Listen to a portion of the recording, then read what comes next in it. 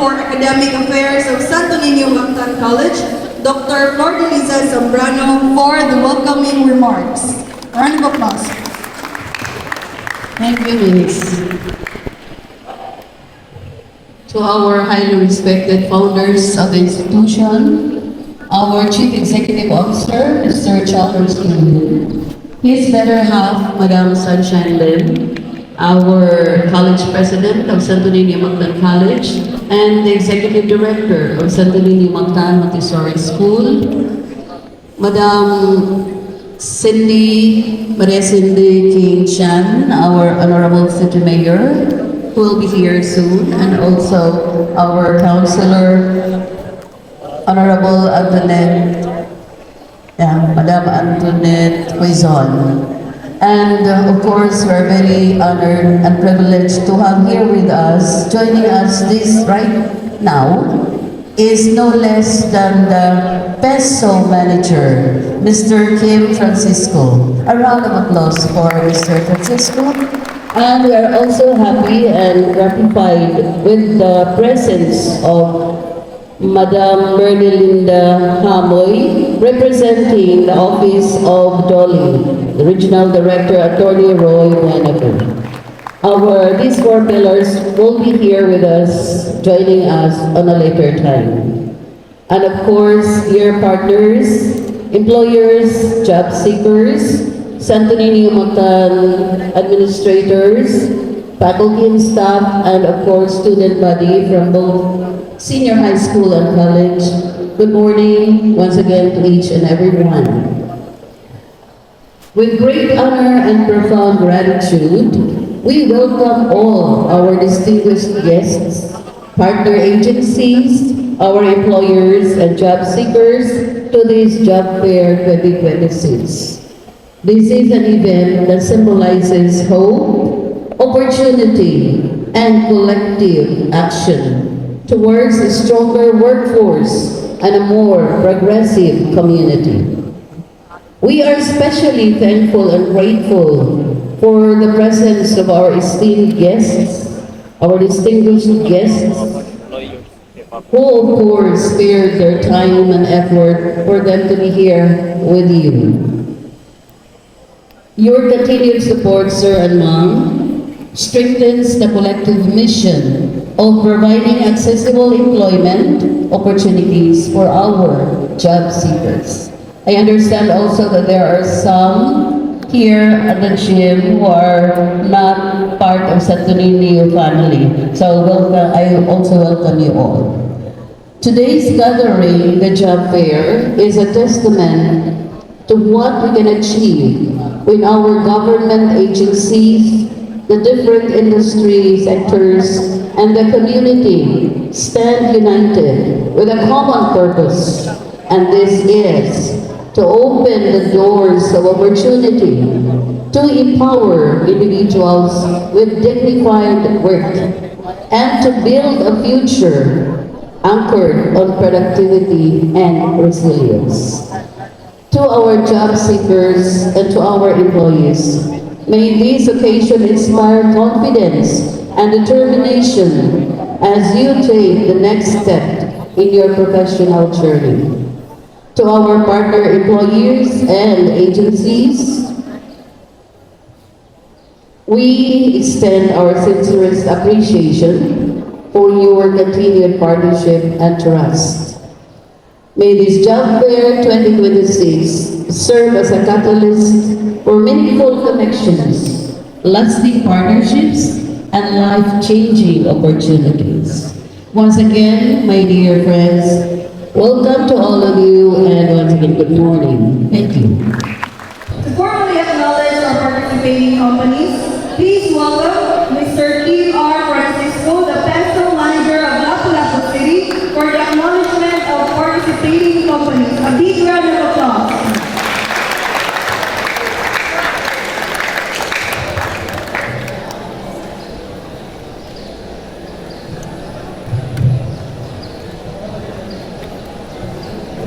Good morning, everyone. Mayong buntag. Ako pag-yun po sa pinalanggang presidente sa Santo Niño Pagdaan College, Ma'am Sunshine Lin.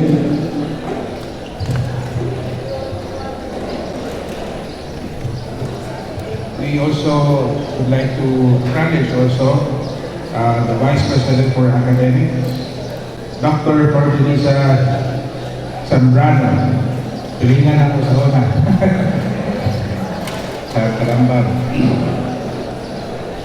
Senior High School Principal, Ma'am Ruby Armada. The college department heads, faculty and staff, and of course, I'd like to acknowledge also our SAS Director, Ma'am Jasmine Quizon. Ma'am Jas, where are you? Dora. And atong magpakan ko si Ma'am Jas.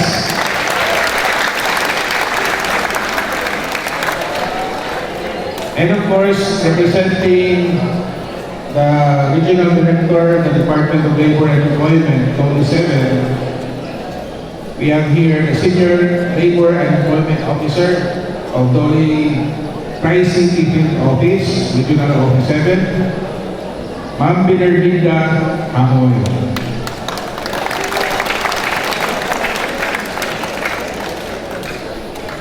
I'd like to see who are from the senior high school. Senior high school. Raise your hand. College, graduating students. College. Yeah. Asa ang mga walk-in? Ang mga from outside sa Dominio. Isa ka mo. Okay, that's good. No? So natin mga guests, mga bisita na atong welcome. And I'd like to welcome and acknowledge our 10 participating employers today. With us are the following: Blue Water Resorts, Malibago Blue Water.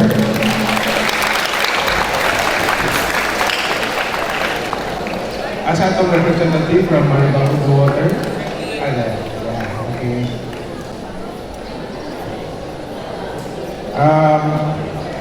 Nag-offer sila o 19 kabuok na mga job vacancies for today. No? We also have Krypton International Resources Sales and Services. They're offering 15 number job vacancies today. Thank you. We also have Macro Asia Airport Services Corporation. They're offering 60 job vacancies. We have here our friends from Mega World Corporation.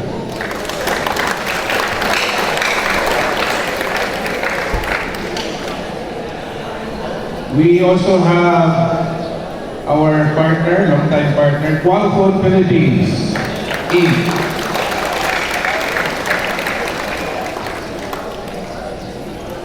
We also have Results Manila, Results CX. Taas sila? Okay. We also have SME AG Global Education Inc. They're offering 41 job vacancies today. A round of applause also to Teleperformance Incorporated.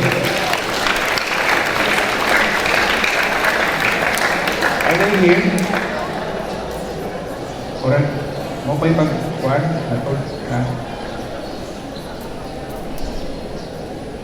Of course, we have here the Universal Hotels and Resorts Inc. New Star.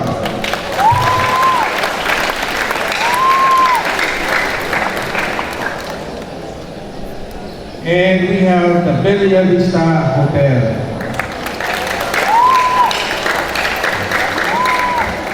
As Ma'am Biscuit. I think Heritage has also a booth today, so maybe some are interested to apply. Okay? So, guys, we have a total of 822 job vacancies in store for you all today. So grab the opportunity. Opportunity knocks only once or twice pa. So, ayaw din o kana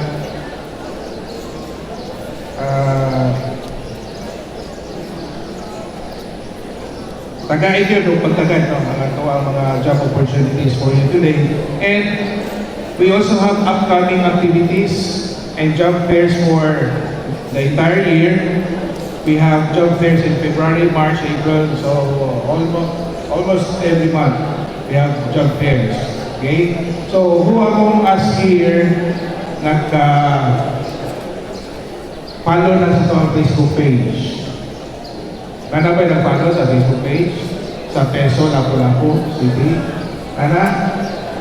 Ang mga job seekers, pinaka-importante itong mga job seekers ko na makafollow din mo sa Facebook page na mong ano man.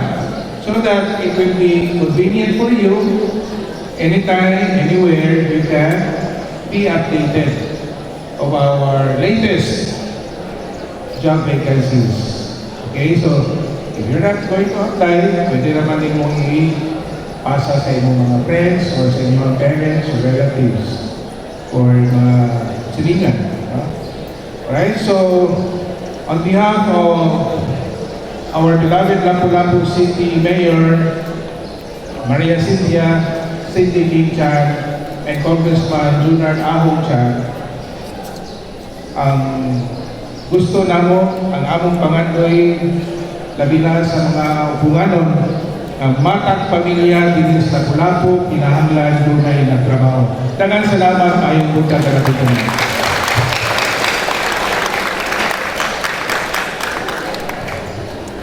Thank you very much, Mr. Kim Francisco, our Peso Manager of Lapu-Lapu City, and to all our partner companies for being part of this event. At this junction, the highlight of our program today is the message of our keynote speaker, whose leadership plays a vital role in promoting labor and employment opportunities in our region. It is our great honor to introduce, in behalf of Attorney Roy L. Benefit, the Regional Director of Dole Region 7, please welcome Representative Magberlinda Amoy, our keynote speaker. Thank you very much, Miss. Beautiful MC. Maayong buntag sa tanan. Gusto may pamahaw ng mga estudyante na turon. May usapon ako. Good morning, everyone! Na, no? Sumahag na gano'n sa atong mga napulong mga employers. Yeah, I'm sure hard on the spot at tanan, no? Kay 822 ka mga vacancies. Pila na mo po. So, magtagsag yun mo po ang trabaho. Okay, so, daghang salamat sa tanan. To our Vice President for Academic Affairs, Dr. Melissa Zambrano, our College President, Madam Sunshine Lee, to our City Mayor, Honorable Cynthia Cindy Chan, sa atong mga councilors, coming siguro na sila, then sa atong partner, Kuya Kim, Mr. Trabajo, Sir Kim Francisco, o mga kaubanan, to all our si Ms. Jasmine Quezon, daghang salamat ma'am sa inyong effort para makita po ni job there. To all the faculty and staff, sa atong 10 employers na nagdalag 822 vacancies, students, job seekers, ladies and gentlemen, good morning. So in behalf of the Department of Labor and Employment, headed by Attorney Roy L. Bernabe, who is currently in Manila for the meeting. I would like to extend to the management of Santo Niño Mactan College our sincere appreciation for conducting this local job fair. The rationale behind the conduct of job fair is to facilitate the meeting of employers and job seekers in one venue. Primarily, its purpose is for the employers to find the most qualified applicants. So, most qualified na sila, no? Mga employers. So, based po na sa ilang evaluation. Pero on our part, mahangyo ni na sa ilang mga kalumong at kasing-kasing na kung panalitan ang kulang nilang transcript of records na lang yun, pwede na silang ma-hire on the spot. No? Okay, so niyan mo man ang mga employers at itong pinagdaan. Okay, so on the part of the job seekers, mauna ni ang option to find the best job in line with your courses and skills. Dili ko ta mapatakag pang-apply mo kung wala sa ato ang dili in line kay mag-isod sa tag-adjust, no? Murag na ko pag-training na mo. So, mauna, for the time being, makita ka o employers na align sa atong kurso. For the employers, thank you very much for your effort in joining this event and extending always your unwavering support to the employment facilitation program of the department. The result of this job fair will surely contribute to the mission of our director for a 20,000 jobs, meaning 20,000 placed na mga workers for this year. So, muna ang panitapong na nag-coordinate niya sa ating mga campuses na maganda o job fair para ang atong mga graduates direksyon na dahil mga trabaho niya, hindi sila mailan. No? Okay. So for the job seekers, it is now your right time to showcase to the employers what you work and what skills you possess that will somehow useful in the performance of your actual job. We will remind them for both the employers and job seekers to register PhilJobNet. www.philjobnet.gov.ph. Kaya ang atong employers required din sila na mag-post sa ilang vacancy sa PhilJobNet prior to participating in any job fairs. Mauna, ang atong mga job seekers kamo mo register na mo sa PhilJobNet. Kaya dito, mauna ang atong government employment portal na pwede mo dito makita o trabaho o mahitabo dahil ang online job matching. Okay? So, okay, the output of this job fair will greatly contribute to the department's vision, which is forever to be home worker to attain full, decent, and productive employment. Now, here are the top 5 behavioral skills we covered from a certain private institution survey. 5 top behavioral skills the employers are looking for an applicant or employee, possible employee. First is your willingness to learn.